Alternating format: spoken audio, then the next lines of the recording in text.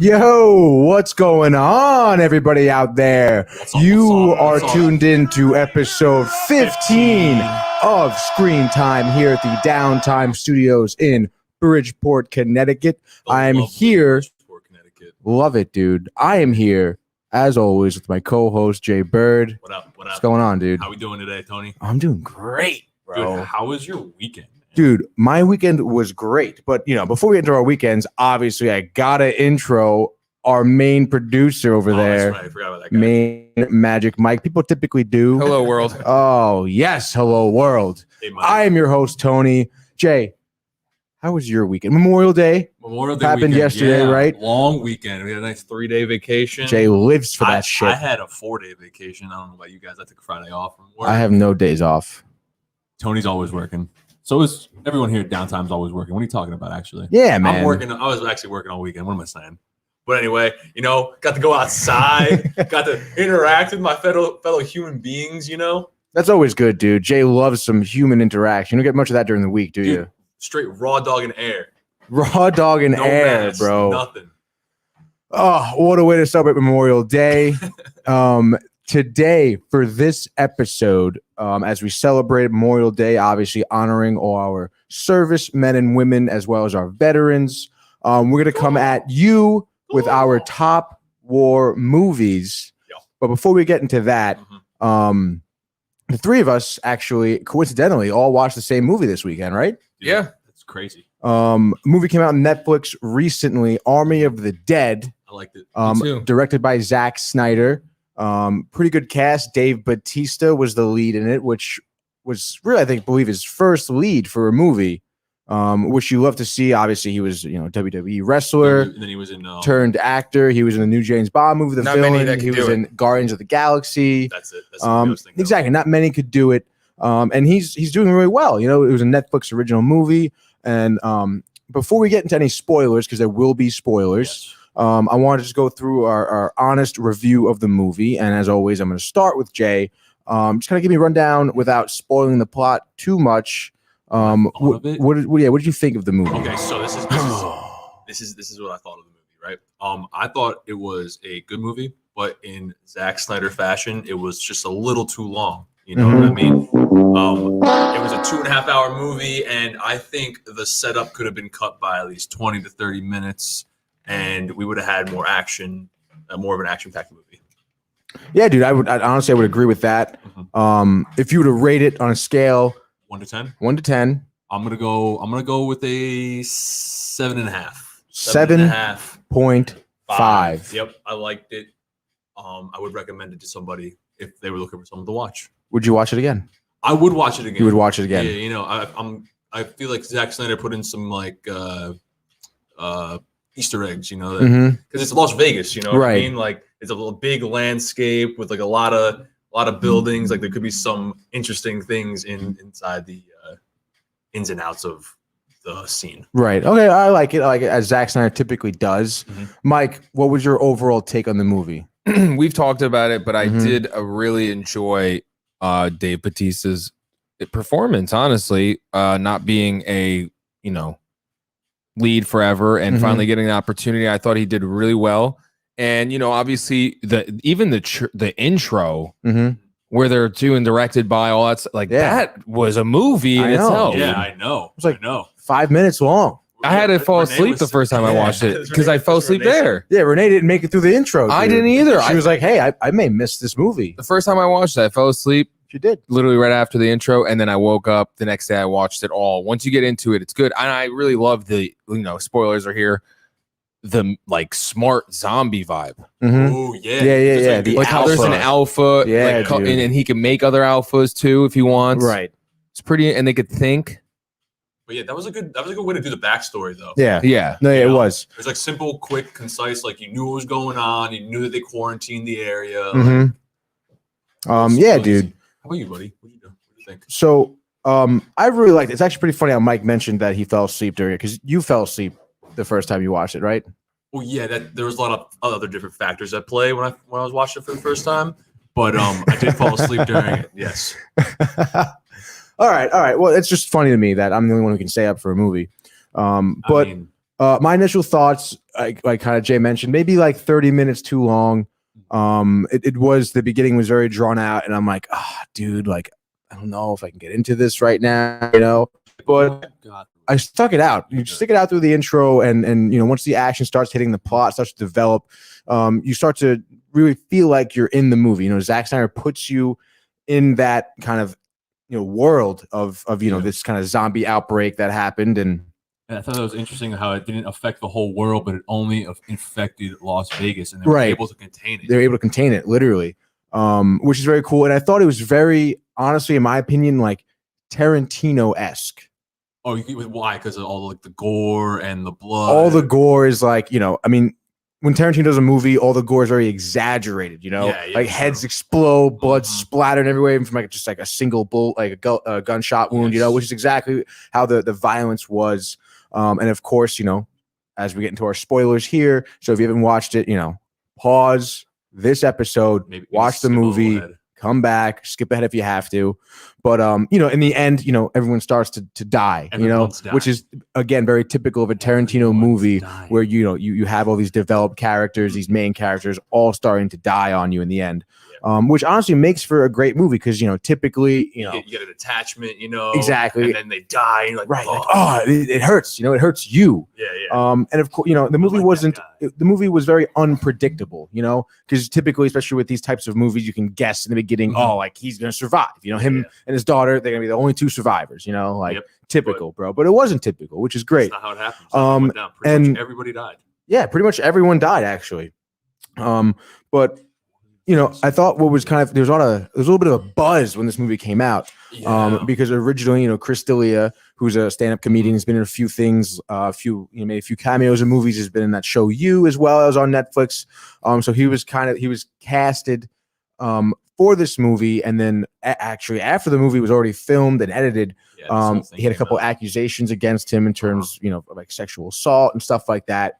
So he kind of went away for a while, and Zack Snyder and Netflix had to kind of make a decision as to what to do because this movie was done, dude. Yeah, it was like it's a big final cut was out there, bro. Exactly. So John Batista, big name. So they ended up deciding on essentially CGI him out of the movie. So they which is kind of crazy to think about. That sounds they were like able an to do editing nightmare to me. I could only imagine how much more money this costs. This like Netflix and whatever, dude. But the poor guy who's like sitting behind the computer. Oh, right. Imagine it being like you're done. You gotta cut out Chris D'Elia every single scene. Right? Cut it out. Oh my god, dude! Like you would have edited the movie like you're good. You think you're done, never gonna see it again, and then boom, dude, there were a bombshell on you. They casted another comedian, Tig Notaro, to kind of replace him, who was the helicopter pilot. So they literally, like, in her house, they gave her a bunch of green screen equipment. Like they made her record the lines, and they CGI'd her into his place, dude. Which was crazy because it kind of like was flawless in the movie. I know, it was pretty flawless. Really tell. I only knew because like I knew beforehand that Chris D'Elia was getting cut out of the movie, right? But like essentially, she played like a Chris D'Elia character. No, she was kind of like the I don't give a fuck, like right, a little bit of comedic relief, which she did well. But it is what it is at that point. But I mean, I thought everything about this movie was great. Like we kind of mentioned with the plot, it was pretty original. So essentially, the plot is there was a zombie outbreak. We saw in the beginning where essentially like this government project gone wrong. Government project that there was these army soldiers were transporting they don't know what. Yeah. Exactly. They knew it was high priority, right? And they ended up getting into a bad car accident, and the container with whatever they were transporting was in, Loose. got crashed. Door opens and this thing comes out, which is the zombie, An alpha the alpha zombie. I guess patient zero, as they would say. And he obviously very swiftly kills these soldiers. And then he's in the desert, and you see him as he walks up on this hill, and there's just Las Vegas overhead. And then it cuts to the intro, which is essentially the whole outbreak part. Yeah, which I think was kind of cool in terms of editing and showing, because they had to make within those 3.5-4 minutes, they had to show the entire outbreak, exactly what happened, Vegas, right? Which is pretty cool, because I mean, if they really want to, they could have just started the movie with none of that and just kind of explain what happened, but they threw like context clues and whatnot. But I thought that was a great way to do it. Yeah, it was a good way, although however drawn out it was definitely an interesting take. So essentially, it fast forward to again, during this intro, it's showing Dave Bautista and the whole crew essentially helping contain all these zombies to Las Vegas. So they're kind of like war heroes, essentially. And they're like saving like a high priority, like saving like I forget who they saved. A general. I want to say a general. Was it the Secretary of Defense or something like that? So then it kind of fast forward to a few years later, and Dave Bautista is working at some like shitty burger joint, flipping burgers. And he gets approached by this man, Tanaka,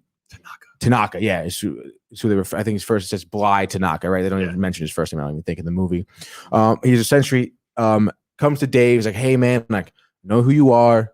I have what is it, 50 million or 150 million? $200 million. $200 million in a safe cash underneath a casino and hotel. As far as the government is concerned, it's like gone, doesn't exist anymore. So there's untraceable money. If you go in there, make a team, go in there, extract the money. I need you to get a team together. I'll give you 50 million. Oh, classic. Just get a team, So he does. Gets the team together of his old buddies. So it's all like these guys have history together, and they come up with a idea for the greatest heist ever. Which I guess that's what they said. That's the movie said. You're the greatest heist ever. Pretty cool heist idea, So it's like a zombie heist movie, dude. Yeah. So like as you can imagine, everything starts to go wrong. But but you get to when they get in there, right? You get to see the first glimpse of the alpha zombies, right? And they're like a very hive-minded group of zombies. There's like one leader. And like everyone is doing what the leader has to say, and they're all like, they all like are on the same frequency. You know what I mean? Like they're all working together, and they don't speak, but they click. You know what I mean?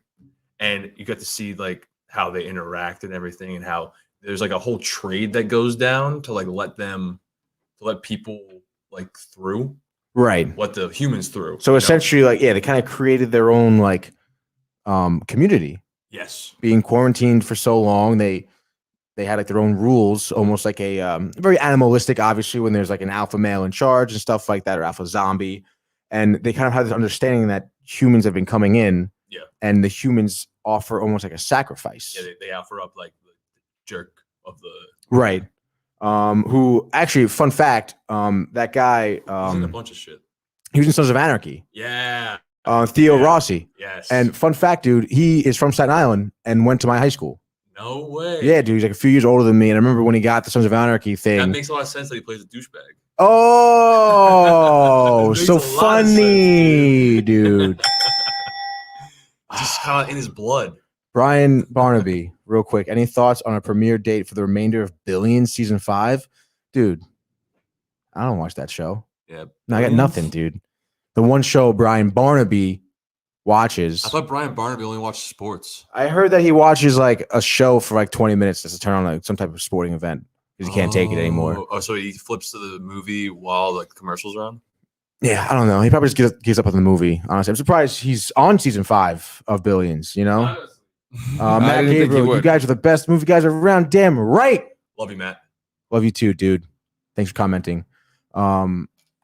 Yeah, dude. So yeah, I forget where I was at that point. We meet the alpha zombies. They offer up a Theo Rossi as a sacrifice. A wonderful Staten Islander. Yeah. Because he's kind of the douche who like abuses his power. He's like a cop essentially in the quarantine zone around Las Vegas. He's like a big douche.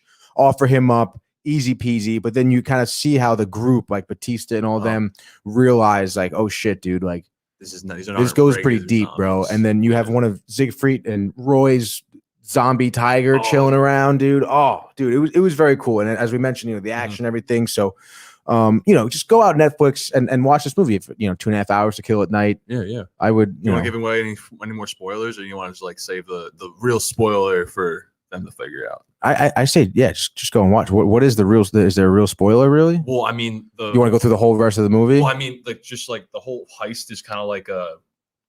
Oh, it's a coup, dude. It's a ruse. It's a ruse. Yeah. Like the real thing, like the real reason why Tanaka wants people to go Right. into the Okay. Yeah. True. Which is what, Jay? Oh, they're looking for the zombie. They want to make their own zombie army. Right. Essentially is what. Yeah. So like Tanaka made all this up as bullshit to kind of get the crew together. Which I mean, I don't really know why I couldn't. It doesn't really matter. Whatever. But he has like his own guy go with the crew in there, and it turns out he was there just to kind of take essentially blood or a body part, which he ends up taking a head of one of the alpha zombies to get their blood in order to kind of replicate a zombie, because that zombie head would be worth way more money than the $200 million, which is so messed up. But it is what it is, dude. So, but overall, great movie. Check it out, people. Go check it out, dude. Barnaby, huh, dude? Tanaka? No, he's not pitching in Japan, dude. Honestly, that might not be the guy's name in the movie. I might have just like. No, it is Tanaka. It's Bly Tanaka. Of course, Brian Barnaby, of course, bringing it back to the Yankees, as always, dude. But give me something good to watch. I'll tune in, dude. This is something good to watch, Brian. No, it's real quick, Brian. It's like right. Give Billions a shot. Tanaka. Check Ha. I thought he was pitching Japan. I already said that. I said it already, dude. Come on, Mike. Get on the ball here. Cool. So yeah, check out. Go check it out. Specifically, Brian Barnaby. Let's move on here as kind of our main topic today, which we're gonna be going through our top 3 war movies, dude. And of course, Jay and I, when we were talking about this episode, as we do in many episodes, gonna have to figure out what exactly is a war movie, I guess, right? Because of course, Jay's like, Star Wars is a war movie. Yeah, a lot of semantics. So, I'm trying to stick to American war movies. How about that? Like maybe war movies that are kind of based on true stories. At least personally, I am. Okay. But if obviously, there's I had a very one, fine line. Yes, which is totally movie. fine. There's it's harder to describe what exactly a war movie is. But I mean, as always, here we're gonna start with Jay. Cool. As he goes down his top 3 in a particular order. Yes, this is gonna be in a particular order. Here. Okay, cool. Jay's picks here. All right, so when I thought of a war movie, I thought of like a movie that really depicted like the scene of a war and like how it affects the people. Okay. Like, it shows like how it's affecting like the soldiers and the normal everyday people like you and me. So 1917. This is your third favorite. Third favorite here. I watched it recently. Recency bias. Sorry. But it was very good. I really enjoyed the cinematography of it all. It also actually won an Academy Award for best cinematography, and it was all shot in one continuous shot. Like from the very start of the movie, it's just one panning shot, like down the trench as these 2 soldiers like go to the front lines and everything. And they're very very young soldiers, so you like see like they're kind of like immature, like they're like making rash decisions and everything. But I thought it was a great movie, just solely on like the perspective of soldiers in the trenches of World War I, because it was a dirty, dirty place. There's like rats all over the place. People are like fighting over food.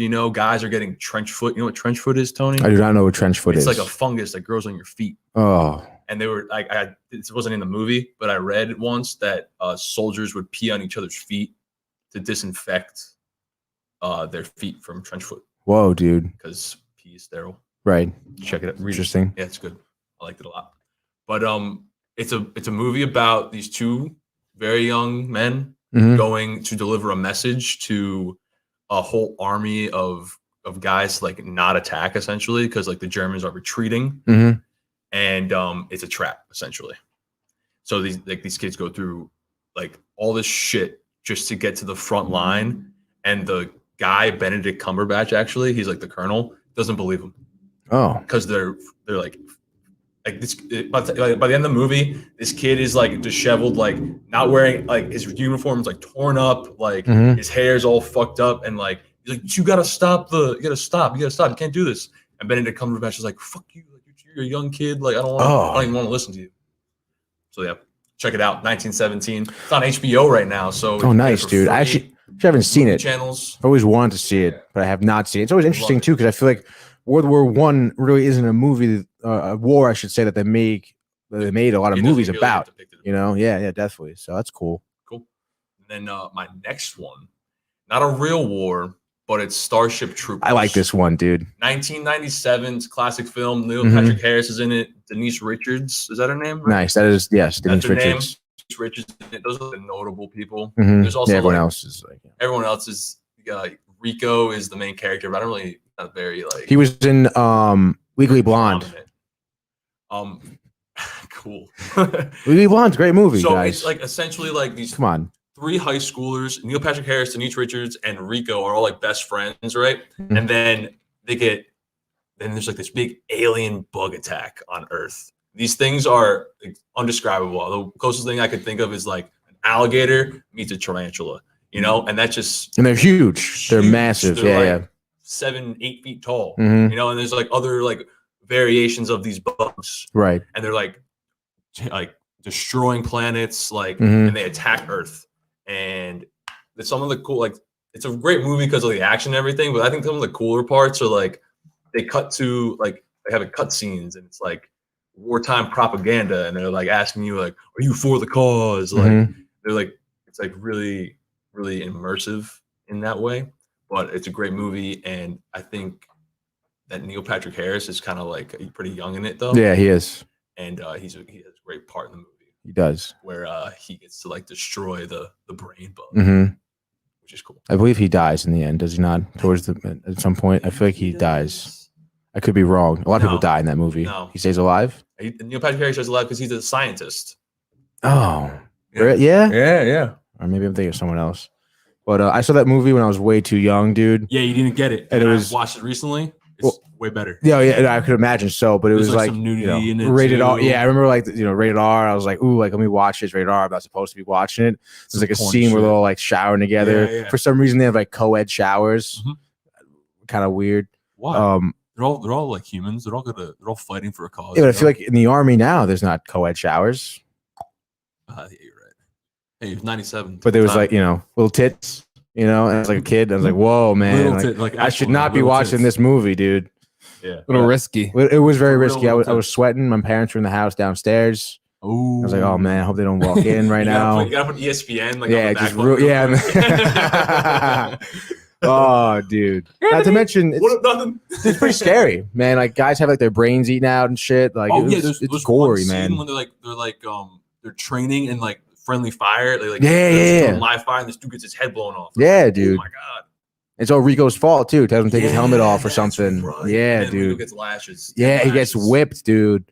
In the square. Yeah, man. So it's pretty hardcore movie. Yeah, dude. It's long too. It's like 2.5 hours. I recommend I think you said they made like even up to 3 of them, right? Yeah, just watch the first one. I saw some of the second one. It was not good. Third one, straight to DVD, not good. Yeah, it was a bit of a money grab, I think, at that point. Oh, for sure. Yeah. All right. What else you got? Number 3. The last one I have. Well, number 1, actually. Your favorite. My favorite. Apocalypse Now. I don't know what it is about war movies, but they're all long. Well, there's a lot to talk about. That's true. This is like a big. Apocalypse Now has Marlon Brando, Martin Sheen, a much older movie. I think it was made in the 70s, 79, 78, maybe. 79.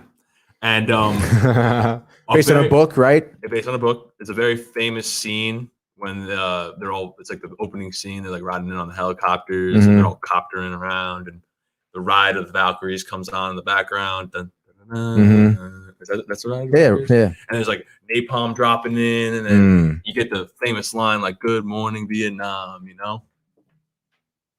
Great movie. That was famous movie from that one. Really, that was famous line from that movie. Very sure. I've even heard that line. So I heard that should be very. I heard that line from the movie "Good Morning, Vietnam." Good Morning Vietnam, right? Oh, That's a Robin Williams movie. Maybe it's I like the smell of napalm in the morning. Yeah, love the smell of napalm in the morning. Yeah, that's the line. That smells like victory. And there's basically on a mission to kill a special forces colonel who is convinced the local population that he is God.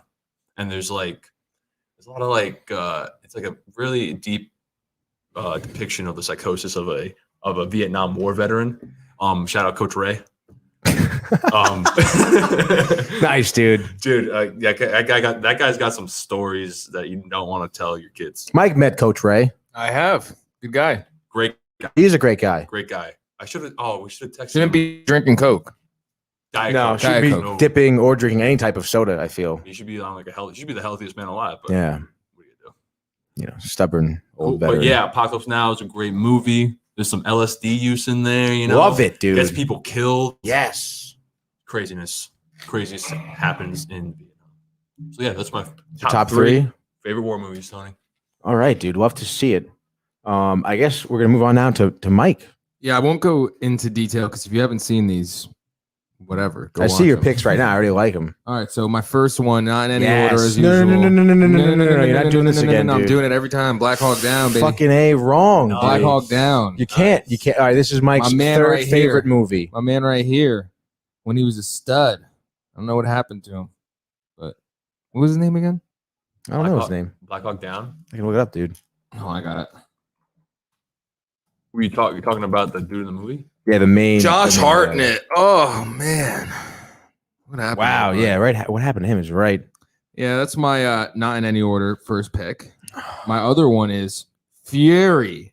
That's all you got for Black Hawk Down? No, Fury's a great movie though. Yeah, that's all I got. I told you, if you go watch it, everybody. Like, I'm not gonna do that. What do you rate it, dude? Give me a rating on it at least. Black Hawk Down 8.4. out of 10. Yeah, What's the plot line? Nothing. I'm not. They could go watch it. If you haven't seen Black Hawk Down, that's sad. It is kind of sad. It's like recent war too. It follows Desert Storm essentially, which again another movie not very. You could go into detail if you want. Go ahead. Depicted.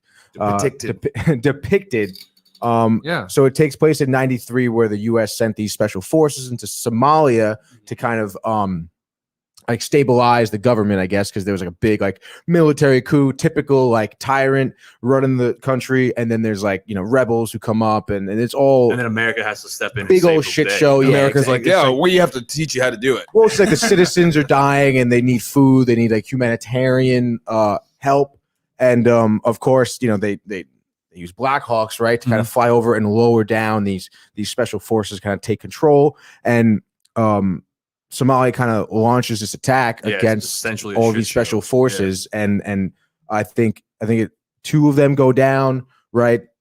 So these guys are stuck in Somalia in heavy enemy territory.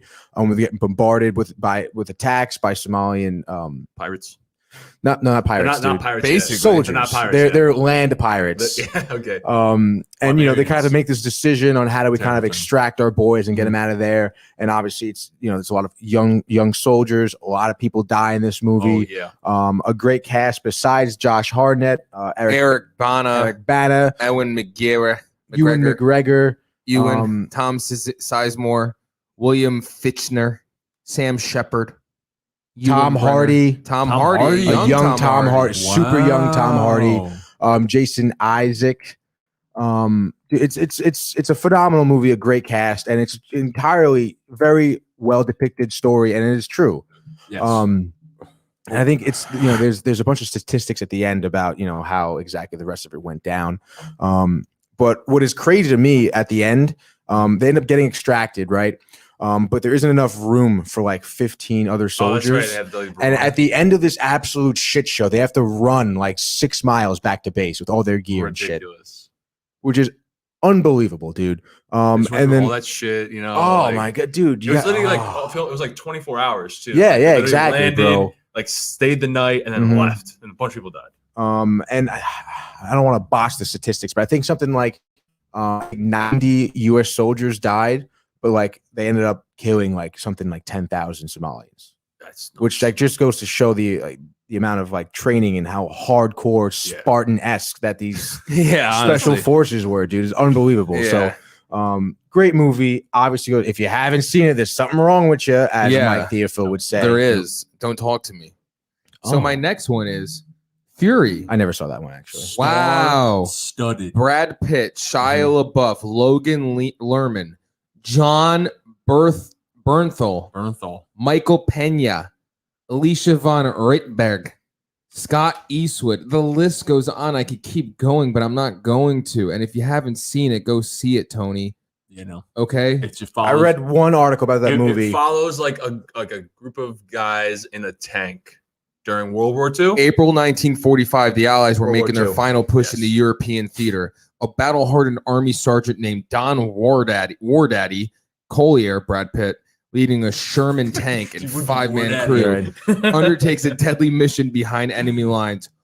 Hopelessly outnumbered, outgunned, and saddled with an inexperienced soldier, Logan Lerman, in their midst, Wardaddy and his men face overwhelming odds as they move to strike as the heart of Nazi Germany. They moved to the strike. Nice little synopsis, dude. But I read an article in that movie, and it was talking about how terrible Shia LaBeouf was on set. Because like he was like a diva. He wasn't necessarily a diva, but he was just like a super like in method actor. Yeah. And he like didn't shower the whole time. Yeah. He's like, oh, they didn't shower out there, so he was stinking up the set. People were pissed. He was I don't care. I like always that. in character, and I think he had to like fights with other crew members and shit. You know who did like it? You? Brad Pitt. I wonder what a conversation. I would imagine he was don't look at me up here. I'm looking at you. Don't do that. Don't you dare. Shit. You think Brad Pitt was like, "Hey, Shia, you gotta shower. You gotta let me pee on your feet." You want to get really method. All right, dude. What's your favorite now? Your number one. It's not my number one. No, it's your number one. No, it's not. But honestly, though, all right. What is it? Braveheart. Now, honestly, though, do you think it is your favorite out of the three? Honestly, dude, come on. Yeah, it's gotta be, right? Yeah, it is. That movie is so fucking epic. good, dude. I know. Look at Mel. The true story. It was. It's a true story about the type of Scottish people getting out of the English control. But William Wallace was a real person. However, I think the whole start of what's the famous line in there? He has a whole many of them, dude. What do you mean? Go, give me one. When he screams freedom at the end. Freedom for Scotland. In the beginning, when he talks to his wife, I love you, always have. There's the Irishman too, who's fucking hilarious, dude. What? He calls Ireland his island, and they're like, "Your island." He goes, "Yeah, it's mine." Wallace old sport. Yeah. I'm the most wanted man on my island. Your island? Yeah, it's mine. Killing it. Wallace. Yeah. Reminds me of Uncle Ben. It's like from Spider-Man? Or the rice. You said from Spider-Man. That's what I think Uncle Ben is from. Whatever, dude. So you want to talk about Braveheart? No, you can. Again, you do so good. All right, so this movie follows this Scotsman, William Wallace, played by Mel Gibson, who also directed the movie. Can we just say he's a GOAT director? He is a GOAT director. He's also a phenomenal actor. Very, very you think he was a method actor during Braveheart? Yeah. What was that movie? What's that other movie where Intelligent? he gets electrocuted and What Women Want? What Women Want? That's great, no, dude. I forget what show I recently watched that made fun of that. That's a great movie. It's a low-key good movie, but it's like, Mel. What's that? Come on, dude. What Women Want? It's like kind of like a chick flicky movie. Yeah, where he's like a very it's good. He's like a toxic masculine man. Yes. Who runs like a law firm or an advertising agency or something. I think it's advertising. And he's like, he's like a daughter. He's divorced. He's not good with women. No. And he bangs them and slangs them. Exactly, dude. He like, bangs a drum. You got to hit it and quit it type of guy. And his daughter doesn't understand their feelings. Exactly. He doesn't understand women. And he's like, I think he's doing an ad campaign for like what women want, out of like their clothes, out of life. Oh, so he's no like, idea. So he's like, no, So he's trying to become a woman. So there's like a scene where he's like trying to embody. He's like this. He's putting on like kid. He's like putting on like pantyhose. Like put on mascara. He's like hair, like blow drying his hair. He's got like the whole bathroom set up with candles and shit. He's like he's trying to be a woman, getting a little drunk, smoking a cigarette, and he falls in the bathtub with the hairdryer and gets electrocuted. And he turns into a woman. No, he wakes up and he can hear what women think. Ooh. So Like Interesting. everything, bro. Everything, bro. I would watch that like, movie. I would and watch it's that. in New York right? City, so he walks out of his apartment building, and it's just like women, just voices, just all over the place. Everywhere. That would Freaking out drive me first. crazy. It would drive me crazy. Holy shit. And then Like, I don't know what I'm gonna do tonight. what is he thinking of me? Why is he texting me back? Oh my god! And it's just like, oh god. Dude. He's like, And then so he's slowly realizing, what women specifically actually think of him, because he's talking to women who he thinks he's like cool Yeah. and like, very charismatic with, and they're just like in his head, like, you're a fucking prick. Yeah. So he starts to use that to his advantage and stuff like that. And he starts to get a better relationship with his daughter. Marissa Tomei's in it, great actress. She's one of his love interests. And it's pretty funny because there's like a sex scene where he thinks he's like killing it. And in her head, she's like, God, what is he doing? Yeah. Like, oh, why you do? Oh, just go to the left. And then, and Helen Hunt is in it. She's like the main love interest, he kills it though with her. He does. It's a good movie. He's in her head. He knows what she wants. But it's also like this is slowly just becoming a Mel Gibson. Yeah, we should just be a Mel Gibson podcast. I know, low key. But anyway, Saving Private Ryan. No. What are we talking about? Braveheart, dude. So it follows this Scotsman, William Wallace. I think it's like 17th century Scotland. I'm not exactly sure. Don't quote There's Tony. swords and sticks and Yeah. stone. Yeah. It was made in Very 95. It takes place in Bows and arrows, horses and time period. Hold kings on. Stand and by. queens and Stop telling me it's jesters. 13th century, okay? Late 13th century. I don't know why I said 17th century. Yeah, It's it's way really off, dude. 1600, I don't think so. dungeons. That's like a couple hundred years. It's like 300 years ago. 13th century is the 1200s, right? oh. So No, I'm Oh, saying that's like with the 800 difference years you ago. had, dude. it was a 400-year difference. Yeah, that's a big Thank difference, dude. A lot of things Um, happened in that. So anyway, it follows essentially William Wallace, Scotsman, during an English occupied Scotland period, 13th century, and essentially, they were England had a strict hold on Scotland, and they kind of did whatever they wanted. Yeah. Essentially, I mean, that's England for you. England for in you, a nutshell. typical England, you bastards. Bastards. Wow. Anyway, so essentially what happens is that he gets married secretly, because one, I think, the woman's parents didn't approve of the marriage. And also when at any time the English people heard of a Scotland Scottish, marriage, it's like, oh god. they enacted, I think it was called prima nocta, which essentially means that like one of the English heads of the territory can come in and essentially have sex with the wife and deflower her Interesting. because they occupy Scotland. Really like fucked up. sadistic shit. Yeah. That's like the 13th century for you, man. So Like, I know, right? Why did so much fucked up shit happen? Anything goes because no one knew. There's no cell phones, True. But essentially, so he gets married in secret, and then the English people find out about it. There's like a tussle, and unfortunately, the woman gets killed, like brutally, like just throat slit in front of the whole town. And obviously, Terrible.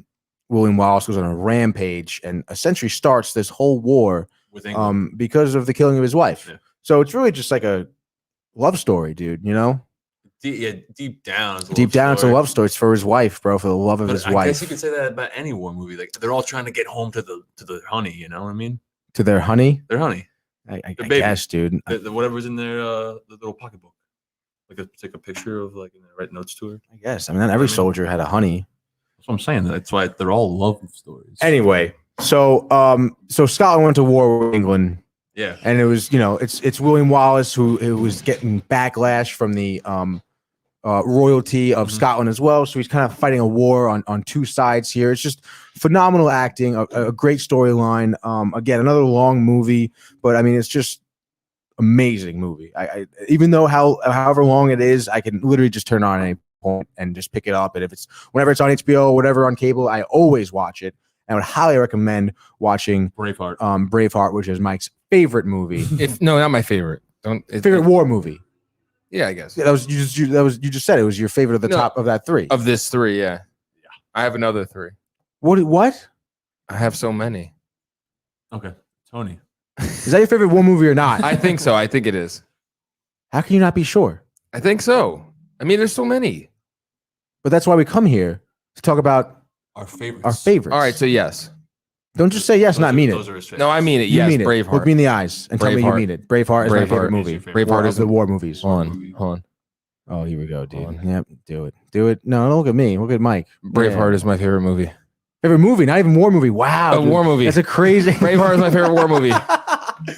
All right. Well, great top 3 for Mike.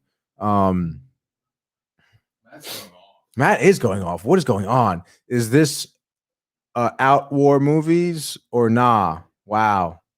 A top 6 or nah, dude? I think Matt's having his own little podcast over there, dude. Like it. Yeah, let's move on to Tony's picks before we get completely derailed here. Talk about what women want again. Great movie. Dude. It's a low-key good movie, bro. Mel didn't have to do 6 fucking, rom-coms like Matthew. He just had to do one and done. I don't think did he do any of the rom-com? I don't know. He probably did. He probably did, dude. This isn't Mel Gibson's but this top is actually movies a ever. pretty good segue because my first pick here for my favorite war movie, my third favorite war movie is We Were Soldiers. Classic Mel Gibson. Classic Mel Gibson movie, dude. Love that guy. He's just Have you seen him in What Women Want? Dude, I heard that movie's great. Oh, no. Get me out of here, dude. So anyway, We Were Soldiers, made in 2002. War movie. It was a war movie not directed by Mel Gibson. War movie. It was adapted by a book. With the same name. It follows the Vietnam War, specifically. Is this with what's his name in it? Heath Ledger? Yeah. No, you're thinking of The Patriot. That's a which followed the Revolutionary War. That's also classic Mel Gibson. freaking Gibson. God, I love you. Oh no. Okay, so come on, dude. Focus. We Were Soldiers were made back in 2002. I don't believe it won any Academy Awards. Should have. But it followed a Lieutenant General Harold Moore, played by Mel Gibson, which essentially showed his journey. It was another movie where it took many sides, right? It wasn't just a perspective of the soldiers, right? So it took a perspective. He goes, man, we gotta get him, dude. We gotta go get him. On the dream is free. Okay. There we go. Complete sentences here, Matt. Yeah, please. This isn't texting. Yeah, we gotta go get him, dude. I don't know. We gotta get him, bro. So it depicted not only like Mel Gibson's fight in Vietnam, but also kind of got you the perspective of the families at home, as they were struggling to know what was happening with their husbands. Who's Mel Gibson, dude? No idea. I'm convinced at this point Matt doesn't really know who Mel Gibson is, and has just been kind of going along with this. Whoever he is, dude, we gotta get him. We gotta get him, bro. Everybody seems to love him, Anyway, guys, come on. So yeah, Mel Gibson, dude. I didn't know that like families like kind of hung out like that. In that movie, right. They essentially made like their own town. like a sewing circle, essentially. Because he's Lieutenant General. I think he lived at West Point, right? Mm-hmm. So that's all the families with the other generals and soldiers and all the West Points at West Point. So obviously with all their soldiers' husbands gone, they had nothing. They didn't really work or anything. They families dependent on the government as they should be. Getting all this compensation and such. Yep. So they would all be together, kind of advocate for their husbands and support one another. And in this movie, slowly one at a time, each letter is delivered to the wives of this guy who had husbands who died and whatnot. Yeah. And also what was really interesting, which about Vietnam in general, is that this was kind of the first televised war in the sense where, reporters would kind of gear up, go into Vietnam and record video, take photos of the war, and it was one of the perspectives of photography. Exactly. Right? So there was a photographer it follows who's played by Barry Pepper, who was in Saving Private Ryan. He was a sniper before the show. He was in 61. That's right. Go see, i.e., sport movie episode. But he was Joe Galloway, who was a photographer in Vietnam, and it's pretty crazy because these reporters would go out, film the war, and it would actually be televised on the news, dude. Yeah. Like these graphic images of the Vietnam War. I mean, we've all heard how how graphic and cutthroat it was, you know, for the American soldiers, especially fighting in Vietnam. But it's a phenomenal movie. Sam Elliott is also in it. If you guys don't know who he is, just look him up, dude. He was a sergeant major. Greg Kinnear was in it. He was like the helicopter pilot who kind of go back and forth, extracting injured, bringing in more soldiers. So Chris Klein is in it, a young Chris Klein. You know who he is. He was in American Pie. He was the lacrosse / drama actor. No? Oh, yeah. Chris Klein, who was with the girlfriend and, go to college, whatever. Great actor. Okay. So it was a phenomenal cast, just great movie. Overall, I would highly recommend it. As most movies, incredibly gory and realistic, you know. But yeah, so my next one, my number 2 favorite war movie is Platoon. It was made in 1986. It was directed by one Oliver Stone. This is Private Pile, right? No, that's not. No, Private Pile. That's Full Metal Jacket. That's Full Metal Jacket. Yeah, different movie. But this movie, Platoon, I've been told, actually by Vietnam veterans, that this is like one of the most accurate depictions of the Vietnam War, which makes sense because Oliver Stone was a merchant marine in Vietnam. Interesting. So he was obviously in the thick of things, and he was able to kind of properly kind of tell the story of what he saw.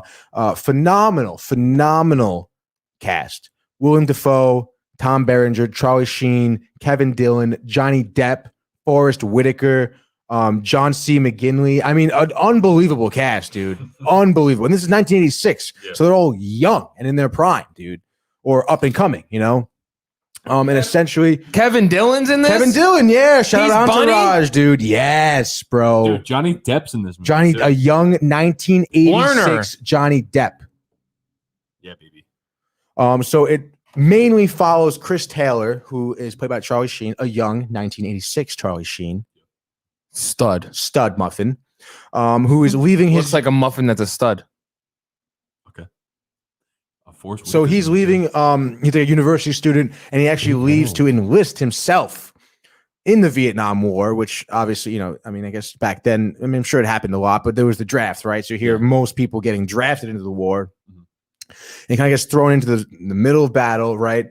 And, you know, he is at first this, you know, idealistic university student who has such a, you know, a positive outlook on life and the human race in general. And then he's thrown into this war where there's, you know, just people who are just savages, you know, even American soldiers who are just like not doing the right things. They're morally crooked, you know? And there's a lot of like infighting between the unit that he's in. Essentially, the main infighting is between Tom Berenger's character and Willem Dafoe's character, they both have two very different outlooks on the Vietnamese population. So to kind of understand what was going on is that, you know, it was very difficult to understand, to figure out like essentially who was your enemy in Vietnam and who wasn't, because, you know, a lot of them would be regular citizens in a town, and all of a sudden they're trying to kill you, you know. So Willem Dafoe had the class kill them all, dude, you know. And Tom Berenger's like, no, you can't do that, you know. You know, he has a little more sympathetic view on them, and it's, you know, gruesome movie, just extremely gruesome, extremely long, again, as most of these war movies are, and just kind of breaks, and, you know, Charlie Sheen's character just kind of breaks down, you know, at some point just realizes that just the human race is just fucked, you know, like this whole thing is fucked, you know, and it's a phenomenal movie. To that point, I don't think we'll ever have a war where people are fighting on the ground ever again. Because of the like the media coverage that could come with it, you know what I mean? Oh, right. That's what you're saying. And I feel like that everyone kind of knows, like everyone's like already immersed in other people's cultures, so like there wouldn't be like I hope, you know, I hope there wouldn't be like the guy that Willem Dafoe's character who's like kill them all, you know what I mean? Like there would be like this is obviously the enemy, you know? Right. I mean, exactly, right? I mean, just think about it. You're in this horrific war where you're fighting for your life and the lives of your fellow soldiers, but in the meantime, your fellow soldiers are even fighting yourselves, you know? Like, there's just, again, like a war on multiple fronts when it comes to that point. But phenomenal movie. Oliver Stone kills it. It won an Academy Award for Best Film in 1986, one for Best Editing, and for Best Directing. So, I mean, across the board, it was clearly recognized as the phenomenal movie it was. I would highly recommend it. Again, you know, these movies aren't hard to swallow movies, so but it's definitely a good movie to watch and to even gain like a historical aspect of American war. Yeah. Um, as I digress, let me move on to my favorite war movie now, which I mean I would say is probably one of the most famous, movies. Everyone knows it. Everybody knows. It was a 1998 Academy Award-winning movie for Best Directing, Best Film Editing, Best Sound Editing. It is Saving Private Ryan. It also won Best Cinematography, actually. So Saving Private Ryan. I mean, geez, dude. I've seen it, like this is another one of those movies where like you can pick up wherever because I've seen it so many times. Oh, exactly. You see it Yeah. on TV, like you could be like, oh, this is like I know this part, like I know what happens after this. Right. Exactly. Directed by the man, the legend himself, the living legend, Steven Spielberg, not Mel Gibson. Mel Gibson actually has nothing to do with this movie. Thank God. I think he was off, probably working on What Women Want in 1996, maybe Yeah, 1998. So, but yes, it was directed by Steven Spielberg, obviously, like A-list director, like the best of the best here. The cast that he puts together is unbelievable. We have Tom Hanks, a young Vin Diesel, Oh, that's right. who cares nothing about family at this point. It's all about himself. He hasn't touched the car. Hasn't touched the car yet. Has no idea what it is. Matt Damon, Edward Burns, Barry Pepper, Bryan Cranston is in it. Adam Goldberg, Paul Giamatti makes a cameo. Ted Danson makes a cameo in it, and it's just even like those small roles. You get these great actors. It's just a great movie. Some memorable scenes, Memorable. It has arguably one of the best opening scenes in any movie ever. It opens up with D-Day. Yeah. Which, oh my God, guys dude. are like scooping their guts back into their stomach, man. It's just gory, and it's just like I remember watching it for the first time, man. It's just still in my head. Mm-hmm. Kind of bad. What do you mean bad? In the way of like, oh, I got like this gore. I'm desensitized to it. Oh yeah, true. But again, in terms of accurate depictions, I've seen interviews with World War II veterans, and they've talked about how that opening scene is exactly what storming the beaches of Normandy was like. I mean, it's obviously chaotic. And it's just it really puts it to perspective and it gives you an idea of what even those soldiers were thinking as they were running the beach and seeing their kind of fellow soldiers getting shot down and everything, and the amount of resilience they had to in order to just kind of push forward and take the beach. And in terms of plot, so it opens up with D-Day, and in the as D-Day kind of dwindles down, you kind of see this body on the beach, and it says Ryan on his back, which is his last name, and you kind of figure out that at this point, don't they go down the beach and they find that there's like a couple different Ryans? I think they do a different like the other Ryan I think died at a different spot. I think. Okay. I kind of forget, honestly, but essentially, the plot of the movie is that there's Matt Damon's character, Private James D. Ryan from Iowa. It's him and his two brothers who joined the war here, and two of his three brothers have died, and I guess the U.S. military kind of takes it upon themselves. Yeah. You kind of see the women who were writing all the letters to the families, and they kind of realize that these two Ryans have died, and they're literally about to tell this mom that two of her sons have died in World War II, and they kind of realize that there's a third brother who's still alive. He's actually MIA at this point, and they decide that they want to go in there, figure out where he is, and send a team in to get him and bring him back home. That's Tom Hanks' character. Which I mean, holy shit, dude! What a plot! Right. Just like a manhunt for one guy. Right. For one guy. So, forget about World War II right now, dude. Apart, yeah. I mean? So Tom Hanks is a captain. He gets assigned the gig. Saving Private Ryan is Matt Gabriel's numero uno. Love to hear it, dude. So he is. He gets a team together, which consists of Vin Diesel, Edward Burns, Barry Pepper, all these guys who have something to bring to the table, specifically whether it's sharpshooting or to be a medic or whatever. And they kind of go through France and Germany and try and figure out where he is and how to bring him home. And it's just they do end up finding him. They do end up finding him, obviously. And it's my personal opinion, the greatest war movie ever created, and arguably one of the best movies ever made. It's definitely in my top 10 all movies. Oh, for sure. Yeah, definitely. For sure. You think top 10 all overall? Overall, yeah. Yeah. Just movies in general, Say. dude. It's so freaking good. Yeah. Another one of those movies where I can just hop in, Yeah.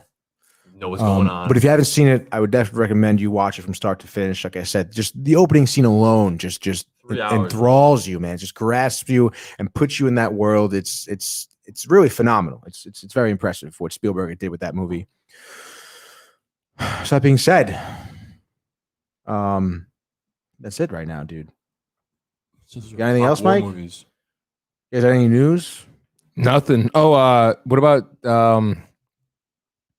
Willy Wonka movie. no? They are making a new Willy Wonka movie. Jurassic Park. Oh no! Speaking of Vin Diesel, dude.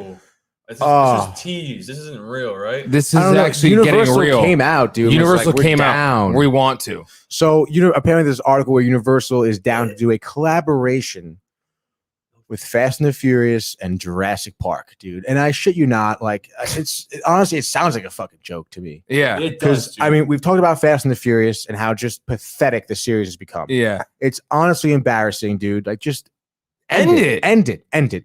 I want you to just honestly, after the Tokyo Drift, just burn all the movies, okay, dude? Because that was really like the last decent one that was about racing. Dude, Yeah. And the whole like Jurassic Park and Fast and Furious world colliding, like I immediately thought about like how they're gonna do this. Yeah. And I immediately thought of one scene where like they're gonna have to like drive a car On a down the back of a T-Rex, Yeah. and off its tail like it's a fucking ramp. Yeah. And that just seems like a joke to me. It is a joke. It is. It's such a joke. Like, that's just like Flintstones to the max. Yeah. I really can't believe there's like actual articles like talking about it. I know. It's sad. Oh No. What website is this? wow, the Fast Saga is coming to a close with its 10th and 11th installments. This is WeGotYouCovered.com. It's like a That's reputable. television blog. 10th and 11. 10th and 11, dude. Like, what are you doing? That's ridiculous. It's disrespectful I can't. they kept going after Paul, in my opinion. Paul Walker. Yeah. After he died, and they made the movie where they CGI'd his brother to be him and stuff and da. That's not cool, dude. That should have been it. Yeah. This should have been it. It's tough. Honestly, That was like 7, I think. I might have even been 6, dude. Honestly. Because wasn't 7? Wasn't The Rock involved in 7? He did get involved, and Jason Statham has gotten involved, and they did the spinoff. What was it called? Sean Hobbs. Sean Hobbs, which The Rock and Tyrese have beef because Tyrese was like, "You're supposed to stay in the family." Yeah, like literally, like Give it up. And The Rock's like, dude, like I just made family, mad bro. millions off this. Yeah, really. They asked me to do it. I'm not gonna say no. They're cashing in hard. They're selling totally out. They are. That's a really skit with Vin Diesel, and he's like welcoming everybody back to the movies. He talks about how everyone's missing the movies, and now the popcorn bucket's too big to fit into the trash can. You remember that part about the movies, Tony? You remember that part? It's pretty good Vin Diesel I impersonation. miss the movies. I don't know what Mike said, but Matt Gabriel agrees with it. Can't do it, dude. Can't do He it. just can't.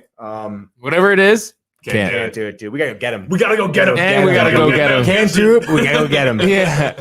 But another news, which I kind of mentioned about the Willy Wonka thing, Timothy Chalamet, excuse me, apparently casted to play Willy Wonka in an origin film, which is interesting, I guess. It sounds like it's gonna be a musical as well as Willy Wonka normally is, you know. Like Cats? No, definitely not like Cats at all, dude. Like Jason Cats was a Derulo. musical? Cats was a musical, yes, but Willy Wonka is a musical, right? So like, but it's like not. It's musical. It's musical based, I should say. You know, it's like not the whole movie is just like a musical. It's like there's songs in it that they sing, What's that? but it's not called like the something. I think it's called something. a sing along. Okay, Tony doesn't. No, I don't know what it is, dude. But it's kind of. I guess I don't know. I just hope they don't ruin Willy Wonka, dude, because they kind of ruined it with the Johnny Depp one. Honestly, if you ask me. You didn't like that one? No, dude. I thought it was just like a modernized version of it. I mean, I like Tim Burton, but it was too fucking Tim Burton. What? Tim Burton is like too like emo for you? Yeah, I get it. He's not like emo. He's just like fucking No, Tim Burton's emo. Come on, man. What are you talking about? weird, bro. Like Tim Burton's a guy behind Nightmare Before Christmas. Like, Yeah, he it's is. pretty emo. I guess so. I'd say more gothic, maybe. I don't Come know, on, dude. all the emo kids in your school. You went to a private school. Never mind. There was emo kids in private school. Yeah, but they weren't rocking like the Nightmare gear. Before Christmas gear. The gear, and, just like, the gear in They used to general. have like You know- patches in you the know- backpack and stuff. You know. No, I know what you're talking Weirdos. about. Like Yeah. Batman. We saw Batman eyes at Yeah, the we saw Memorial Day Batman Eyes. parade. We did. This girl was actually what? she Like, you know how Batman, like Christian Bale, had the color black. So you know, Yeah, his yeah. eyes- Oh, shoot. Some she girl has did that raccoon too, eyes, yeah. bro? had that, dude. Yeah. Oh, shit. goth girl. Like for Emo. real. Yeah. Like it wasn't like part of a costume. No, I don't think so, dude. This is she was See, like getting her regular attire. She was even buying Rice Krispie She was at the treats. bake sale table. Yeah, dude, in front of the church. Damn. I mean, happy she can enjoy something. Yeah, Yes. me too. Probably about as close as to the church as she's gotten in years. Oh, years, dude. It's hard to. I'm sorry. She's probably a nice lady. I'm Too. She sure is. She had a she's the guy with her nicest too. lady. They probably had a She great did. time together, Oh, dude. They were yeah, one very and the gothic. same, dude. Yeah, they were both together and Very all gothic about time. Was that. he wearing? Yeah, Was yeah. he rocking like Etnies shoes? And She had like I think like high hard like boobies? military Yeah, the the military boots. yeah, she had black, like you know, those I think guys- like a purple and black horizontal Yes. striped skirt. Yes, dress like it was hat, like from top to the- bottom, the- purple and the black. fucking leggings, the black Okay. lace, not lace. Kind of but, like in Hocus Pocus, what they were wearing for the like leggings. She had the same kind Yeah. of look. But you know, more power to her, dude. Okay, I'm sure she's a very happy woman. Obviously, she was, you know, fishnets. fishnet talking about? stockings. Yes, Yeah. fishnet stockings on. Jay knows all about the stockings. I know all about them. You know, she's buying whatever treats for herself and having a good time. Johnny Depp as Wonka might as well be a better as. Oh God, man. I sure, no words, dude. Matt. No words. I don't know, dude. I mean, Gene Wilder is Willy Wonka in my heart always, dude. Always. No one can ever be him again. No one can ever That's be Willy stupid. Wonka like he was. Why? I mean, why? Dude, what happened to Gene Wilder's career after Willy Wonka? Right, nothing went down the That's true. toilet. Blazing Saddles. There's See No Evil, Hear No Evil. Isn't he He was in plenty of other movies. He is deceased now. Yes. You know what's pretty R.I.P. funny? I remember I watched an episode of Joe Rogan's podcast, Elon Musk, and Elon Musk bought Gene Wilder's house because they were going to try and Oh, break it, like tear it down. Yeah. So he bought the house, and he was saying how like it's like a fun house. There's like oddly shaped cabinets. There's doors that go into nowhere. Yeah. There's doors that literally lead to the wall. The doors that go to nowhere. And it's like a fun house in there. And he said he's like he bought it. I forget how much for, but he's just gonna leave it there like completely Untouched. untouched and intact. Maybe make it a museum. That'd be pretty cool. Gene Wilder. I would love to go in that house. You would love it. Cool guy, dude. Yeah. He has his own Um, chocolate factory in the bottom of it. No, I don't think so. Hidden. You Maybe know, he's- like you go through one of those empty doors. There's like a brick loose. Where if you Mhm. find it, you're the inheritance to it. Yeah. What happened to his career? Young Frankenstein was even I'm after Willy kidding. I was Wonka. kidding, dude. I knew that. I knew he You had a didn't know great anything, career. dude. No, I don't know knew he was anything, dude. dead too. I knew that. All right, guys. That was Yeah, that was great. That was wow. We're clocking in over an hour here. Yeah. Holy shit, dude. Damn, Gonna I didn't know take I a got while to talk export you guys this that one. long. All right, you guys got anything else? Any last minute thoughts, Matt?